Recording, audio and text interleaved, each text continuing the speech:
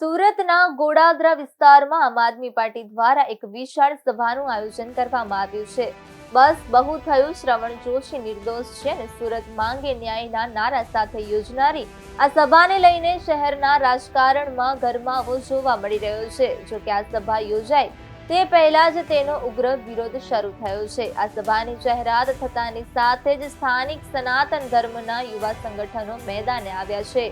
યુવા વર્ગનું કહેવું છે કે જે નેતાઓ પર ગંભીર આરોપો છે તેમના સમર્થનમાં આવી સભાઓ યોજીને શહેરની શાંતિ ડહોળવાનો પ્રયાસ કરવામાં આવી રહ્યો છે. સોશિયલ મીડિયા પર પણ ભ્રષ્ટાચાર અને ખંડણીખોરોનો વિરોધ કરવાના સંદેશા વહેતા થયા છે.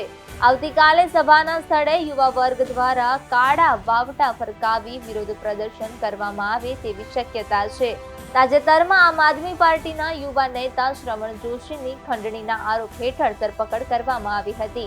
પાર્ટી આ ધરપકડને રાજકીય કિન્નાખોરી ગણાવી રહી છે અને તેના સમર્થનમાં ગોડાદરાના ખોડિયાર ચોક ખાતે સભાનું આયોજન કર્યું છે.